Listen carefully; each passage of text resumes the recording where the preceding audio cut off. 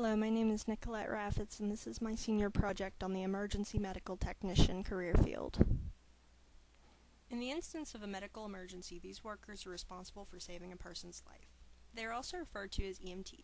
EMTs are vital key components in the medical field whom, though are often underestimated, ultimately save many lives throughout their career. EMTs belong to a union known as EMS, which stands for Emergency Medical Services. An EMS committee exists in Pennsylvania known as the Emergency Medical Services Institute in Pittsburgh, PA.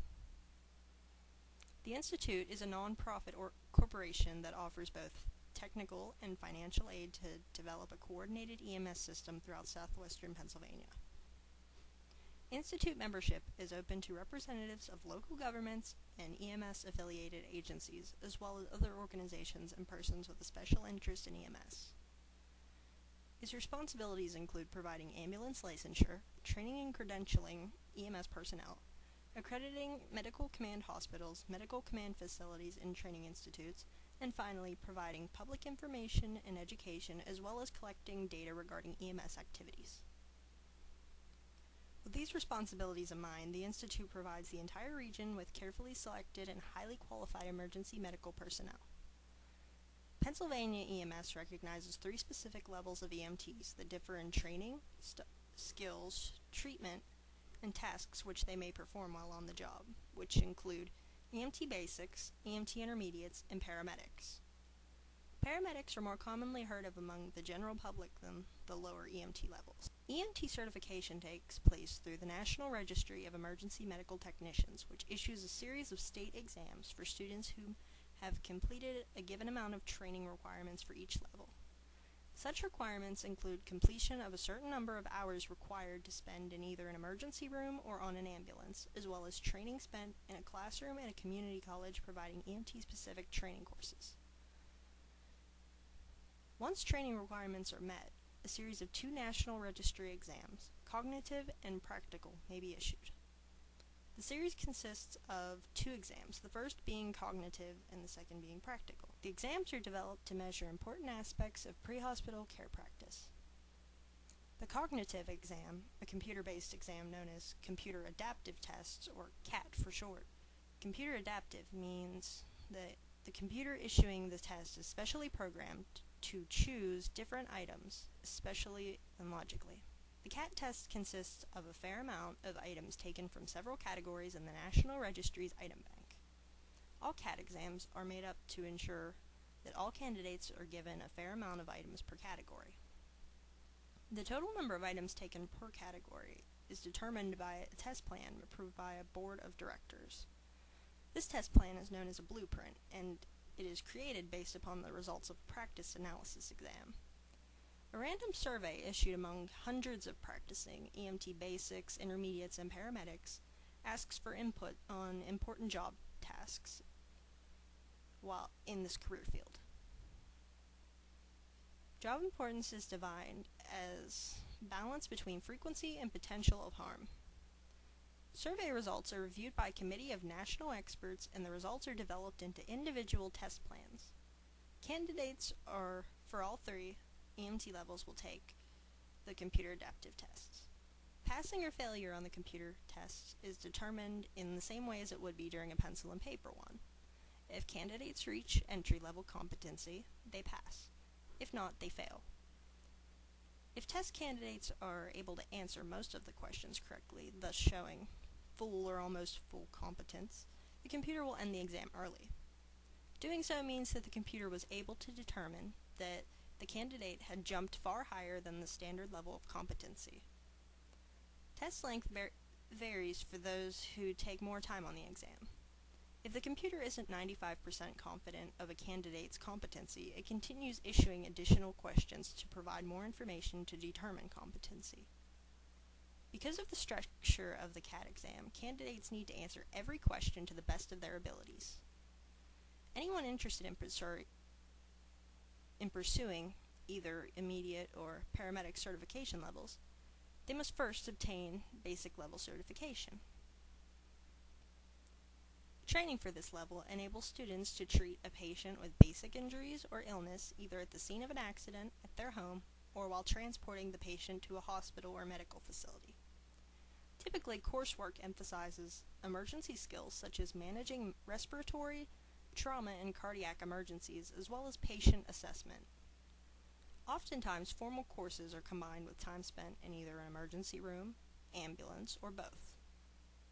Students often learn to use and care for general emergency equipment such as backboards, suction devices, splints, oxygen delivery systems, and stretchers. Intermediates are permitted to perform more advanced tasks than basics, though they still have basic training as well. Such tasks include administering fluids to a patient intravenously, as well as giving life-saving shocks to restart a heart that has stopped beating, and using advanced airway techniques and equipment to treat respiratory problems. Training for this level usually involves 35 to 55 hours of additional training that goes beyond that of EMT basics. Test requirements needed before applying to take the certification exam includes registration as a certified EMT basic, required classroom work, and a completion of a specific amount of hands-on experience.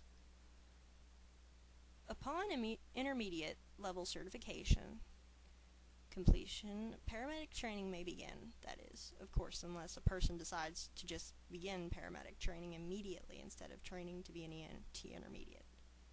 Becoming an EMT intermediate is not required to become a paramedic.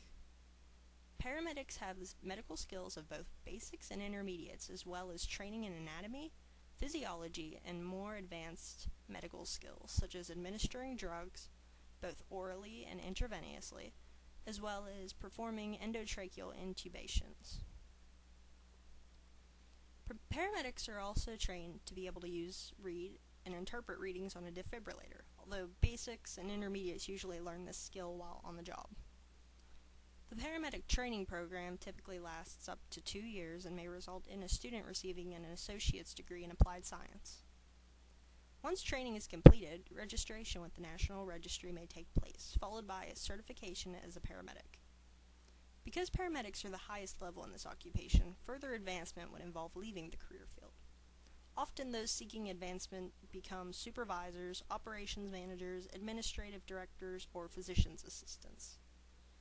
This is a very secure career path to take because the world will always need emergency medical services, and thus there are always guaranteed job positions.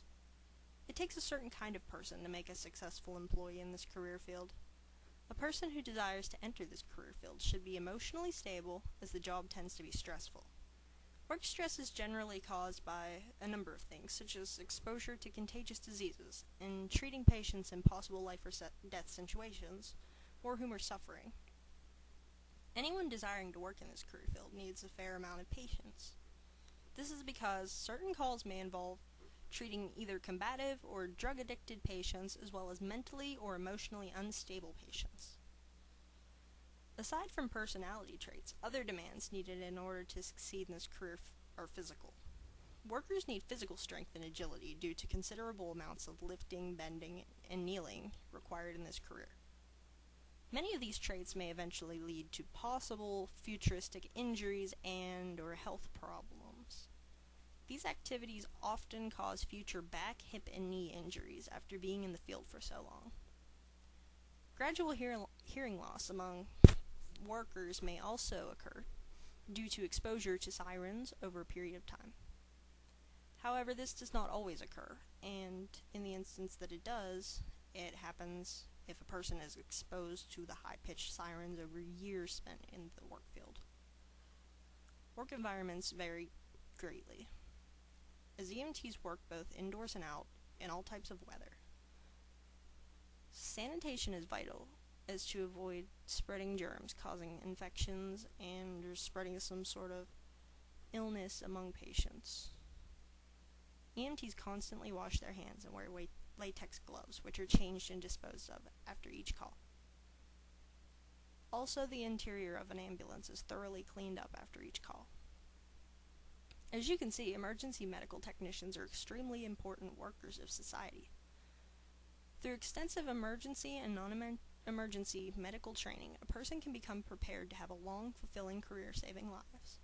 Whoever has underestimated the importance of this medical personnel in the past. Hopefully it will change their viewpoints after seeing the true significance of this career.